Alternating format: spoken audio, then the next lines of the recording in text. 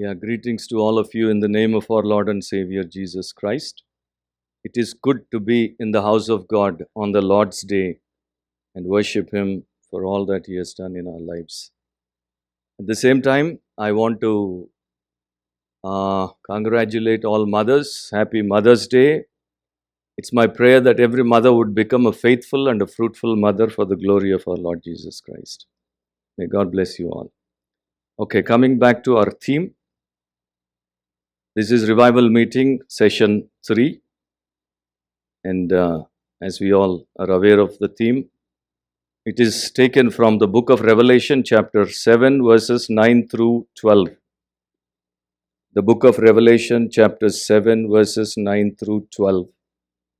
So please follow me as I read the scripture from Revelation 7, verses 9 through 12. After these things I looked, and behold, a great multitude which no one could number, of all nations, tribes, peoples, and tongues, standing before the throne and before the Lamb, clothed with white robes, with palm branches in their hands, and crying out with a loud voice, saying, Salvation belongs to our God, who sits on the throne, and unto the Lamb. All the angels stood around the throne and the elders and the four living creatures, and fell on their faces before the throne and worshipped God, saying, Amen. Blessing and glory and wisdom, thanksgiving and honor and power and might be to our God forever and ever. Amen.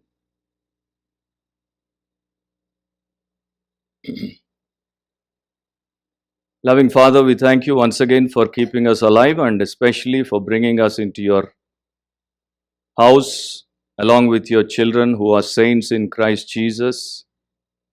Now, as we are ready to listen to your Holy Spirit, we pray that you will preach and you will minister to each one of us and bless us through the ministry of your word so that we will do all that you want us to do in your name. All of this is for your glory. In Jesus' name I pray. Amen. Now the book of Revelation is a great book. It's a glorious book. But at the same time, it's a tough book. Now I know your pastor Anil and your elder Naveen are very wise people. But the problem is I am not so wise. They give me very tough portions of scripture, but they have a good intention behind it because they want their church to be edified. They want their church to be blessed. They want to take their church into the depths of God's wisdom.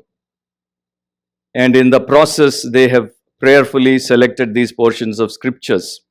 So I have tried my best and I have prayed, and what the Lord has laid on my heart, I'm going to share from this portion of the scripture.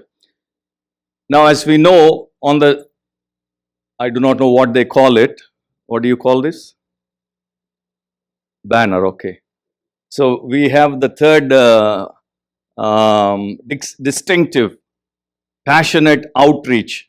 So, this message is going to be on passionate outreach of the members of the church. The ministers of the church and the members of the church, both would be involved in passionately reaching out to those who are outside of Christ's fold. So in Revelation chapter 7, we have two visions. First 8 verses, that's the first vision where we are shown the sealed Israelites. And from verses 9 to 17, that's where we find the second vision where we have the redeemed Gentiles. So both are great visions, but for us today we are going to be focusing on the second vision, and that too briefly from verses 9 through 12. This new vision which John the Apostle had on the island of Patmos, that showed him a glorious day yet future, when those who are to pass through that great tribulation and finally enter into the blessedness of the eternal state. In contrast to the 144,000 of Israel who reside on earth, this great multitude stands before the Lord's throne and his son, the Lamb's throne in heaven.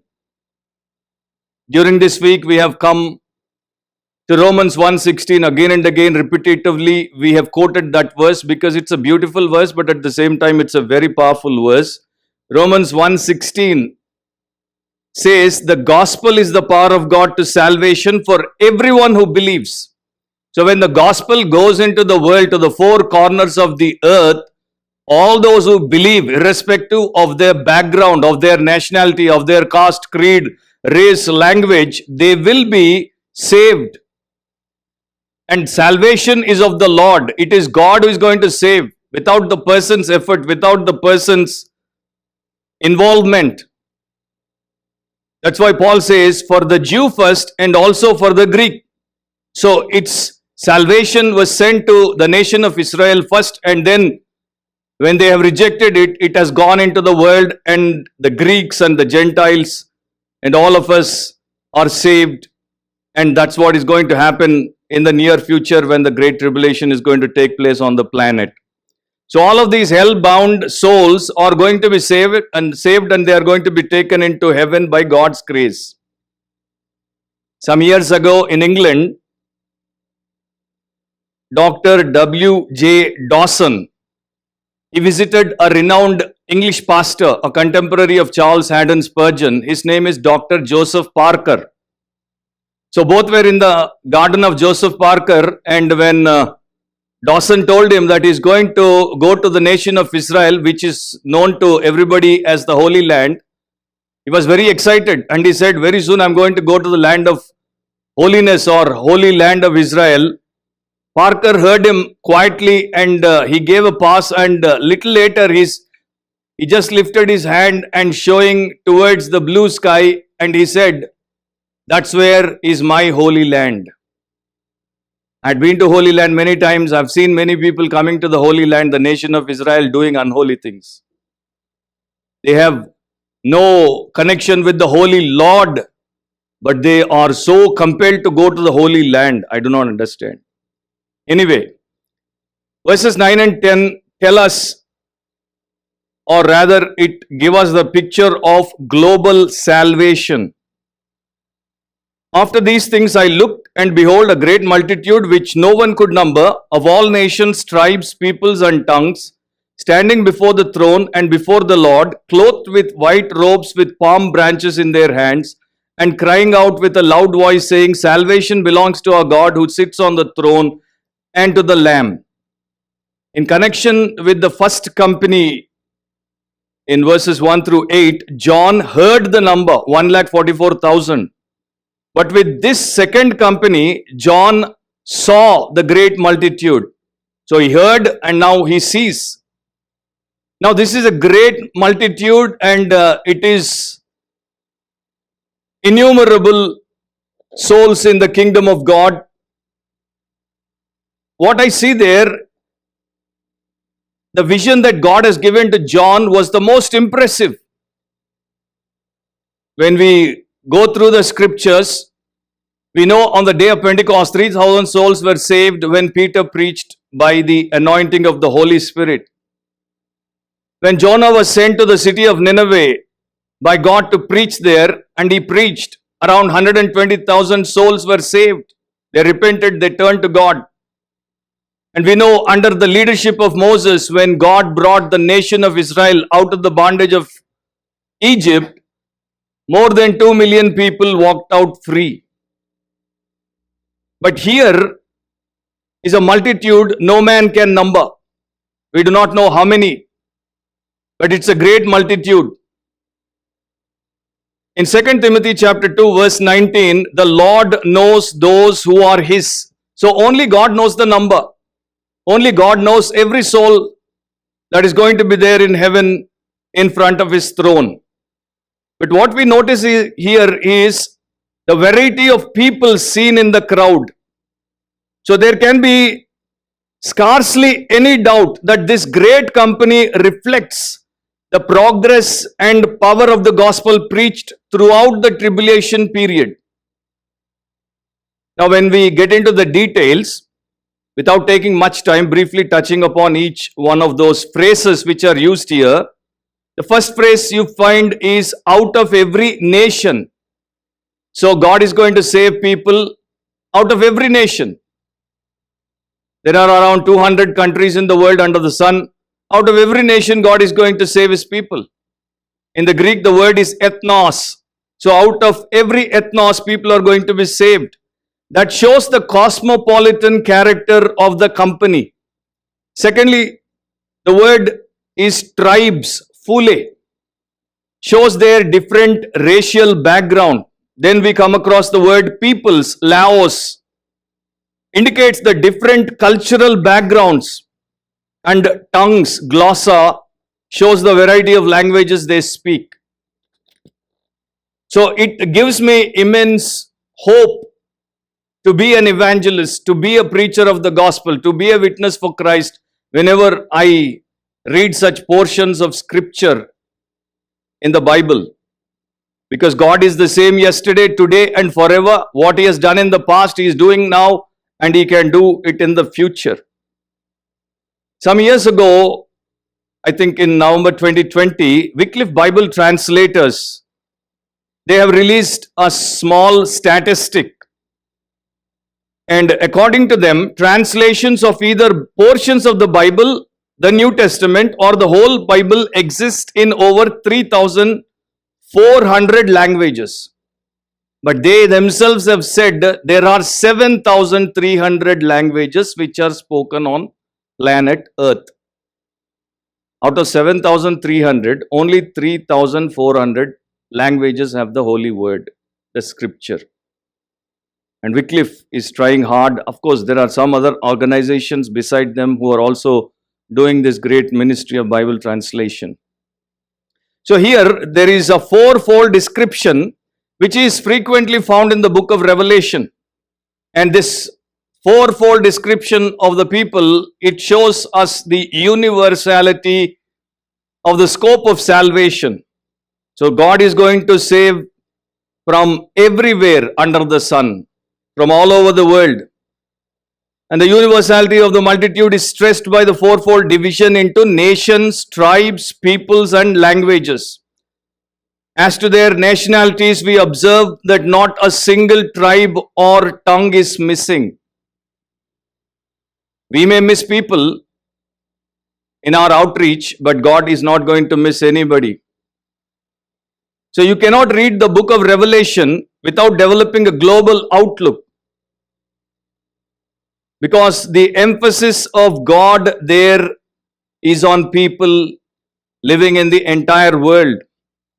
The Lamb of God died to redeem people out of every kindred and tongue and people and nation according to Revelation 5:9.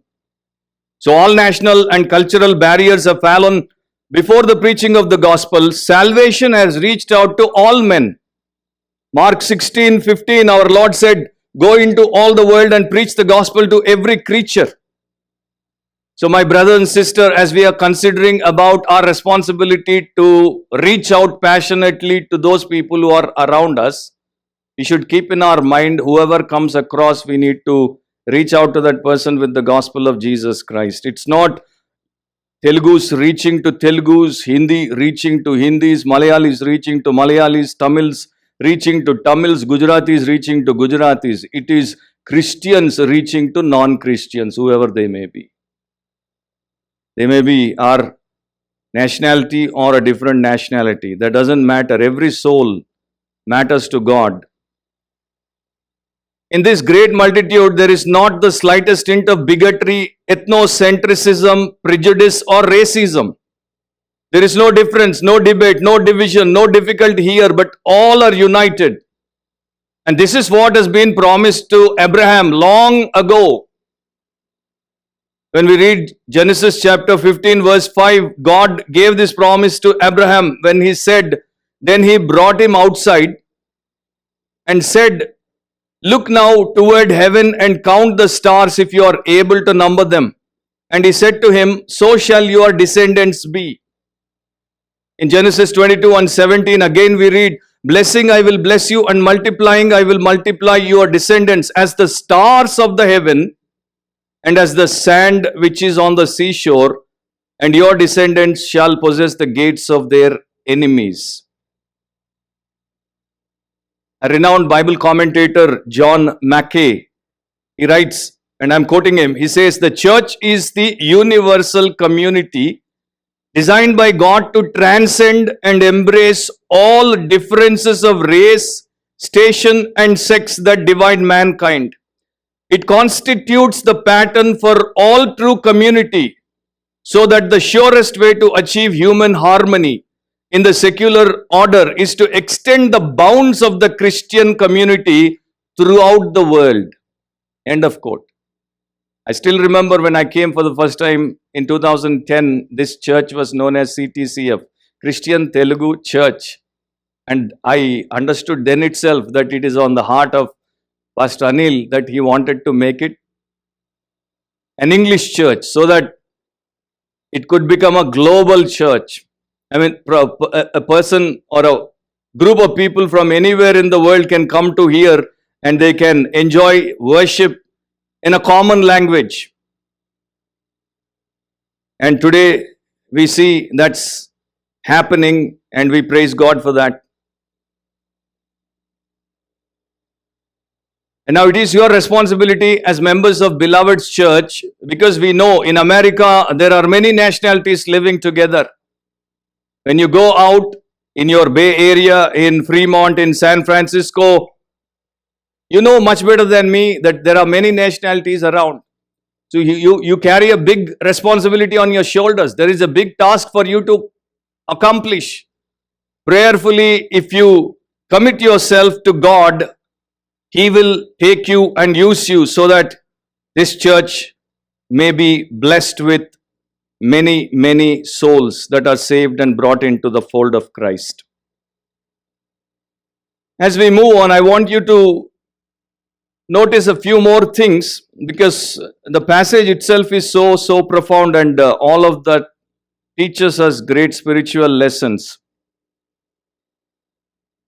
Now this great multitude is standing before the throne and before the Lamb, clothed with white robes with palm branches in their hands.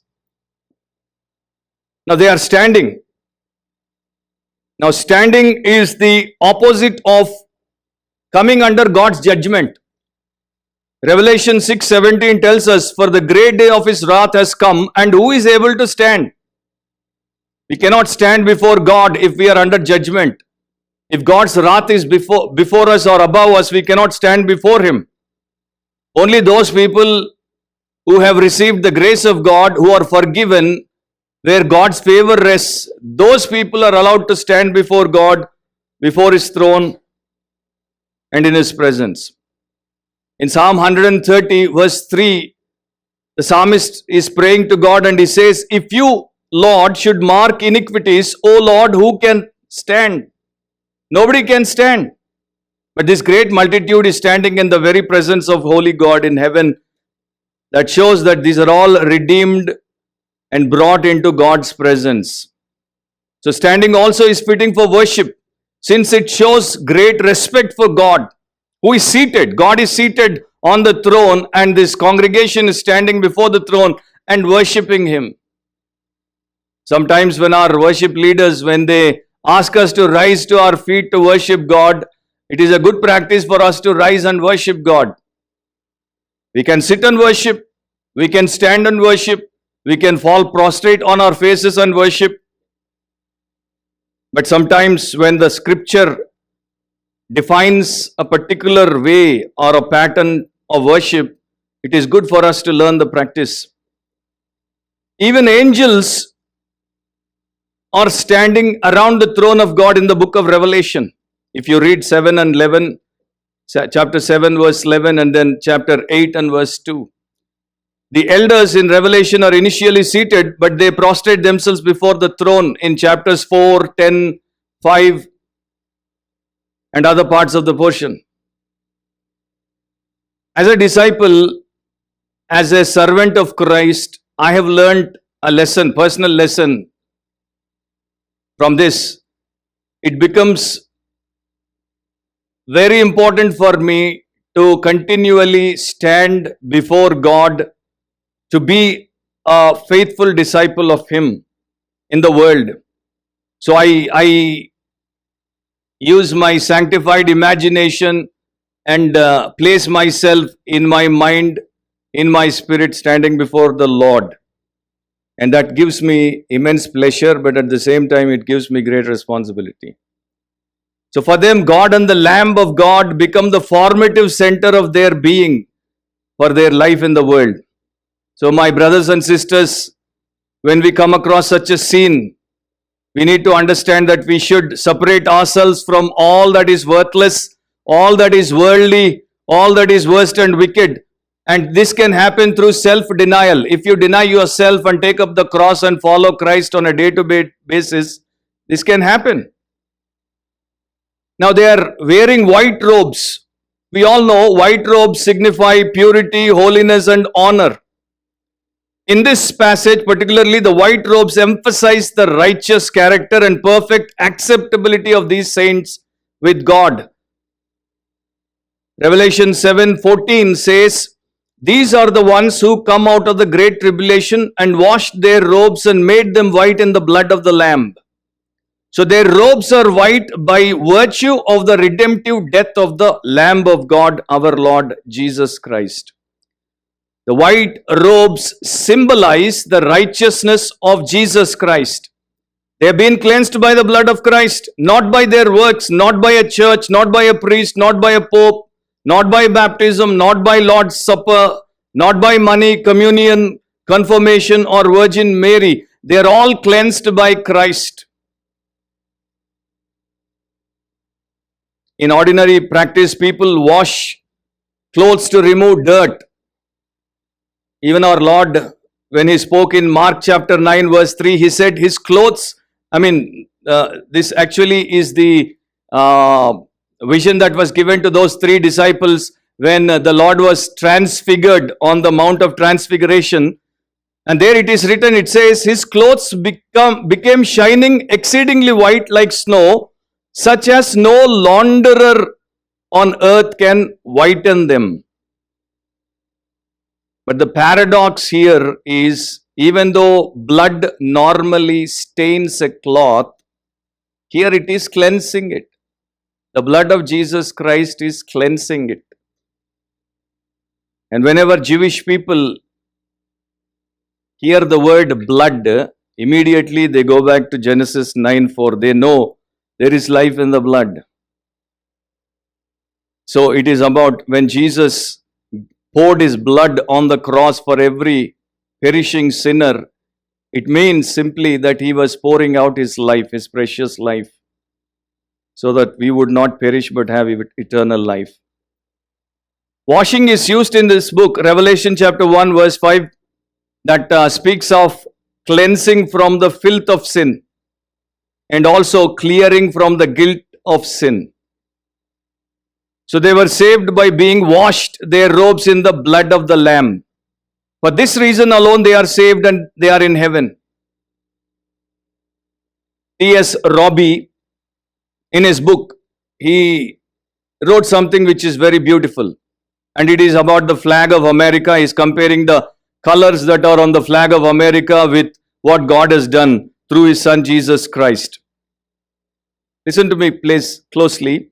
He says, not only are the colors of our flag, USA, born in heaven, but the order in which they are spoken and sung find its origin and significance in the banner of the cross. We do not say the blue, white and red, nor name them in any other order than the natural one, the red, white and blue. And this is God's own method of salvation. First sacrifice, then holiness, and then only heaven. First sacrifice, then holiness, and then heaven.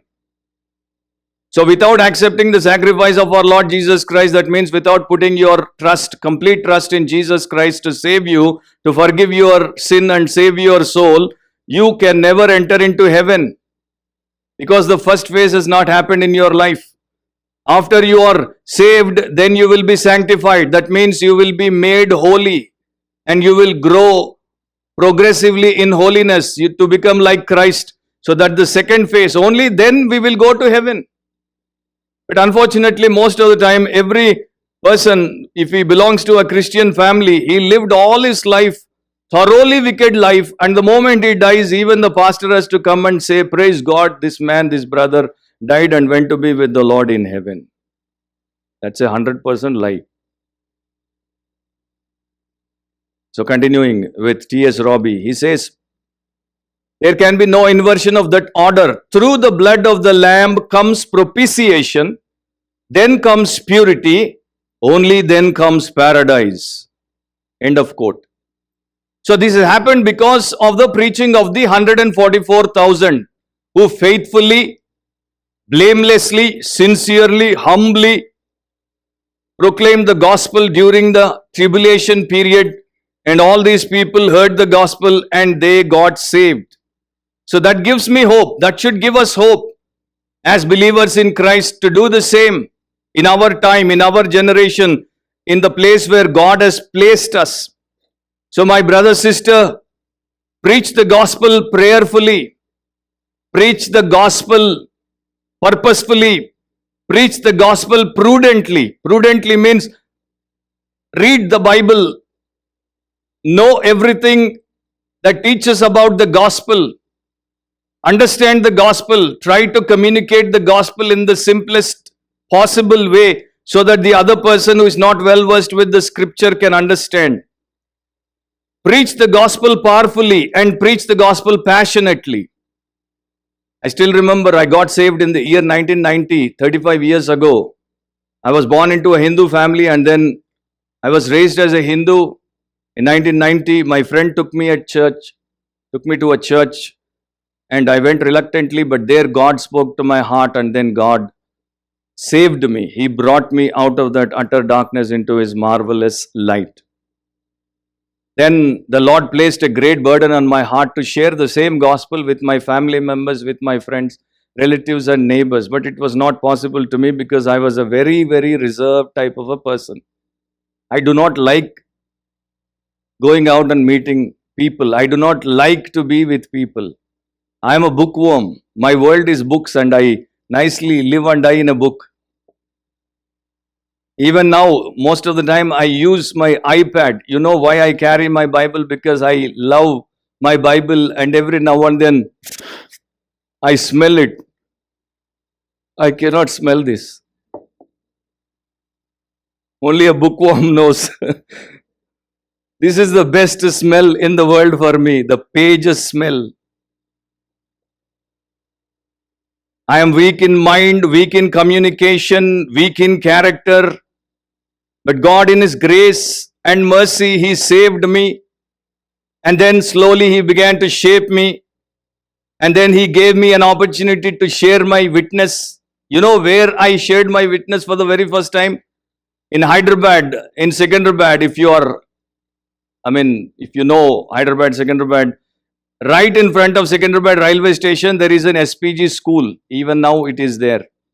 So in SPG school, in those days, they used to have a rag pickers meeting. People who pick rags from the streets, from the dustbins. So 130 rag pickers were sitting in the meeting, and that's the first time I am giving my testimony. I gave for 10 minutes. And then slowly I used to go to the rag pickers and then one by one talk to them in the railway station, and then in Nampally Public Gardens, and in Secunderabad Clock Tower Gardens.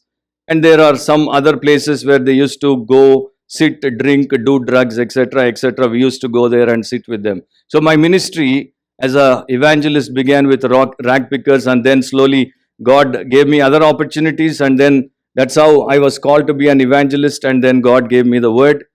There is a verse in the book of Psalms. It says, open your mouth wide and I will fill it with what? Fill it with His word. So I always pray, Lord, I will open my mouth not for mutton biryani, but for your scripture. Fill my mouth, fill my mind, fill my heart, fill my spirit with the word of God, so that every time I open my mouth, I can share the gospel. I can share something about my Lord Jesus Christ.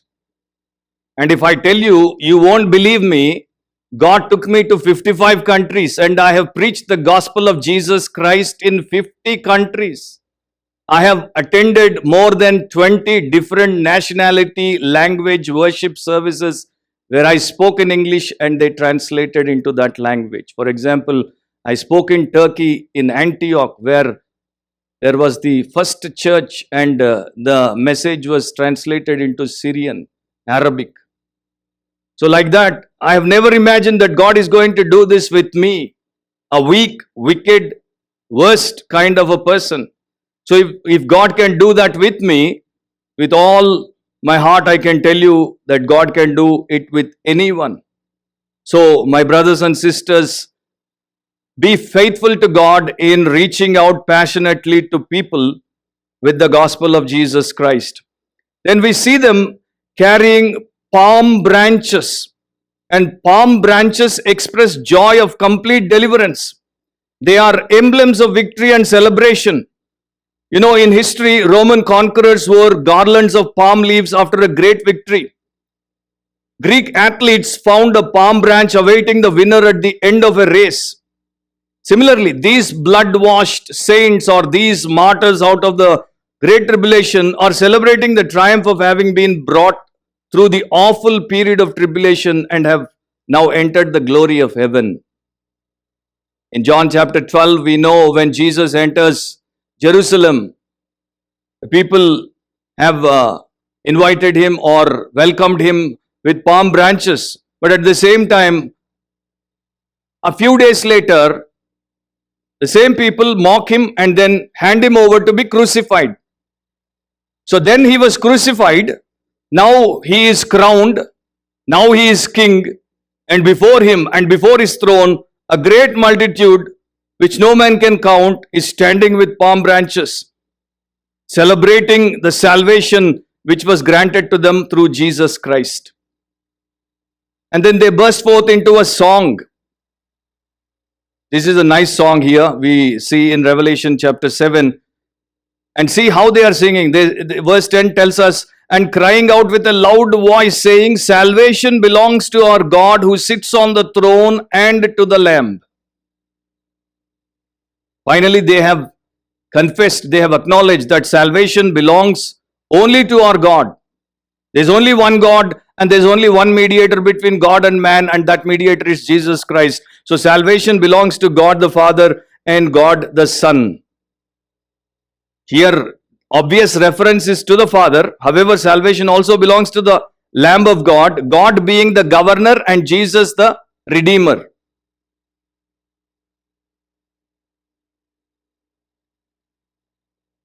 In Revelation 5:13, we notice a song which was sung by all those who are created.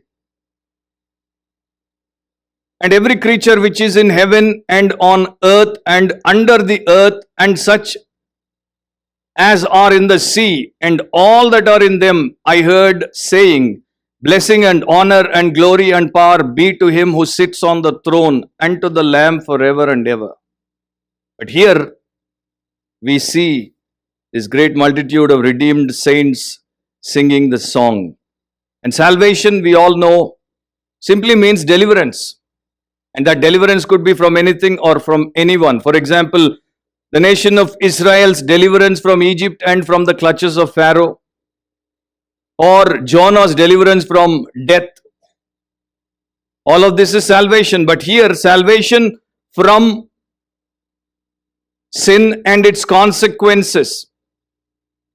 The wages of sin is death, and that death is the second death, which is an eternal death. So every sinner, if he is not saved by the blood of Jesus Christ, will end up in that lake of fire, which burns forever and ever and ever, endless eternity. And to be saved from that is the greatest blessing a human being can ever experience. So here it is talking about salvation from sin and judgment, salvation from all sorrow and sadness, salvation from the trials that they endured. Such salvation is only God's. They cannot take credit for it. God Almighty on his throne by his sovereign grace, and Jesus the Lamb by his redemptive work have provided them complete salvation, total salvation. So they are acknowledging and they are attributing that salvation to God and giving Him praise. So we also come together as a church to praise God because He saved us through His great sacrifice on the cross. And not even a single soul is silent.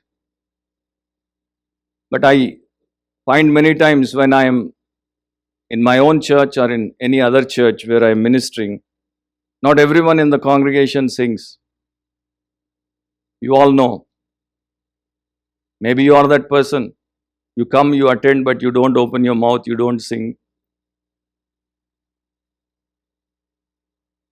Because there is no salvation within you. That's why there is no song in your mouth. If you are truly regenerated, if your spirit is under the control of the Holy Spirit, under His inspiration, you cannot remain silent. Verses 11 and 12, and then we'll close. The first one we have noted is global salvation. The second one here in verses 11 and 12 is all about glorious salutation. Glorious salutation. It says, all the angels stood around the throne and the elders and the four living creatures and fell on their faces before the throne and worshipped God, saying, Amen. Blessing and glory and wisdom and thanksgiving and honor and power and might be to our God forever and ever. Amen. So the Apostle John noted specifically that the multitude of all angels standing around the throne have responded to this great glorious song of these redeemed saints. So angels echo the worship of the human beings. The sight of this host and their shout of victory stimulate worship in heaven. They fell down on their faces in worship. Falling on the face is a way of recognizing the authority of the one being honored. Thousands upon thousands of angels that surround the throne according to Revelation chapter 5. And they respond. And they respond before God by offering Him a sevenfold doxology of praise. You see, interestingly, the redemption of the human race, that ultimate purpose of God in creation, has at last been realized. And angels are rejoicing. When the Lord spoke to some people in Luke chapter 15, verse 10, He says, there is great rejoicing in the presence of the angels of God over one sinner who repents. So even if one sinner is truly repented, if one sinner is truly saved from the clutches of the lake of fire and brought into the heavenly presence of God, angels rejoice. Now here, how unbelievably great will be the joyful adoration of this heavenly angelic host when all the redeemed stand before their God.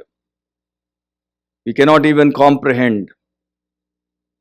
Peter, writing in his first epistle, 1 Peter 1:12, he says, things which angels desire to look into. So during that time, the angels did not understand the whole story of God's salvation. So they were so interested in those things into which they were looking unto. But now they see the final salvation and they are rejoicing and they are also falling prostrate before God Almighty.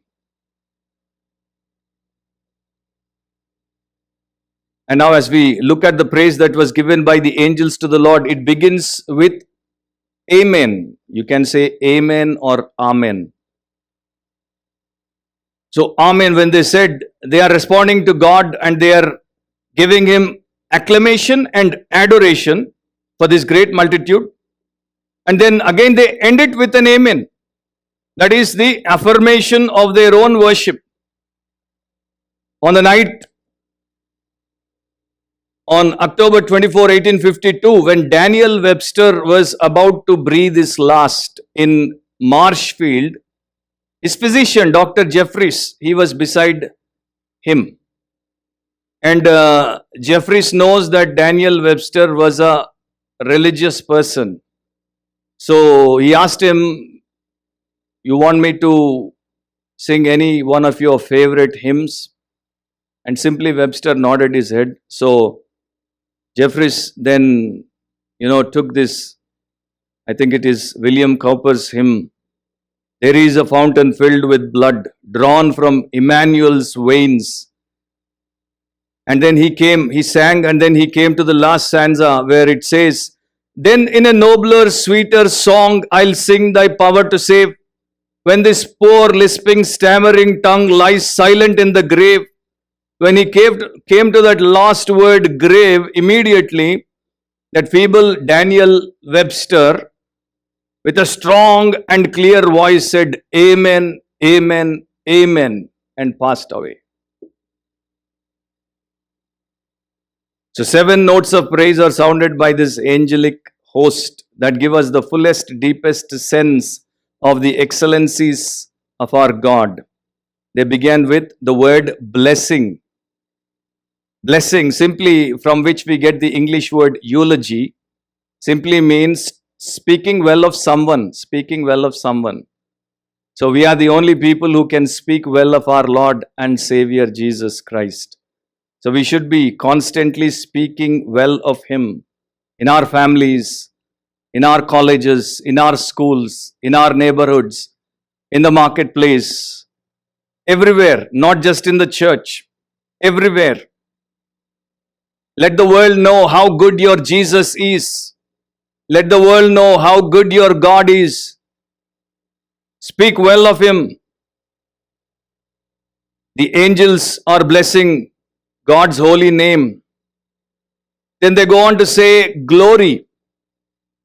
Glory means simply giving honor or recognizing the weight of God.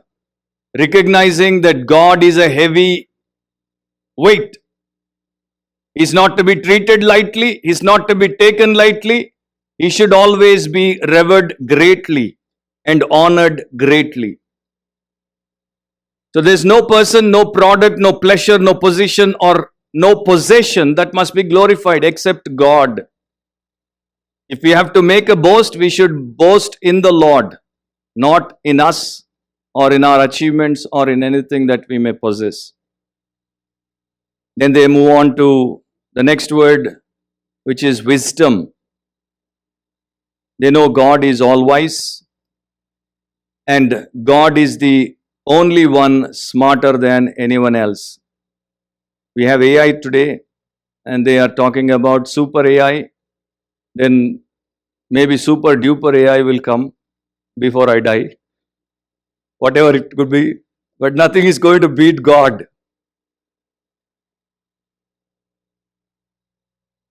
And then they go on to say thanks. When it is transliterated into English, it is simply known as Eucharist or the Lord's Supper. Now, since the first sin in the Garden of Eden might be described as a sin of ingratitude, here thanksgiving is always a especially important feature of the worship of a gracious God. God is the first and foremost one that we should thank for our blessings.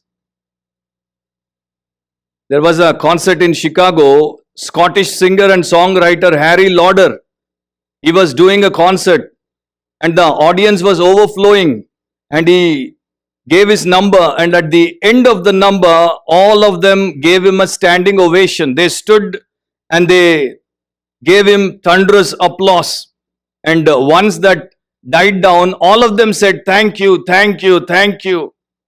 But Lauder replied, bowing before the audience, he said, "Do not thank me. Thank the good God who put the songs in my heart." Thank the good God who put the songs in my heart. Yes, my dear brother, my sister, thank God for the life He gave us. Thank God for the redemption He gave us. Thank God for the health. Thank God for the strength. Thank God for the wealth. Thank God for the family. Thank God for our education. Thank God for our employment. Thank God for the opportunity, for the talent, for the gift. Thank God for the protection. Thank God for today, the present moment. Being thankful and then use it to preach the gospel. Reach out to others around you. And they say honor. Honor means, in a biblical way, it is simply which is rare or valuable. So God is a rare personality and the most valuable person in the entire universe. They recognized it. Angels have recognized. Jesus did not die for angels. They have recognized, but Jesus died for us. We have yet to recognize it. The sixth word is power. Morning we heard from Brother James how one of the attributes of God is great power. His power knows no bounds. And God can do anything. Nothing is impossible to Him. So with God on our side, we can win the world. So why should we restrain ourselves from going out passionately and reaching out to those people who need Jesus? The last one is strength. God is over all. No one can outmuscle Him. All these belong to God who remains the same forever. That's why they are saying all of this has one focus, one direction, one and only one deserving object, to our God forever and ever. So worship is not temporary, worship is eternal. It is not for a moment but forever. We worship all the time. My portion is over, but let me close with verse 15. In verse 15, what we notice is, therefore they means the great multitude which are saved and brought into the heavenly presence of God, or before the throne of God, and serve Him day and night in His temple. So immediately after being saved, they are serving God in the temple day and night. Continuous service.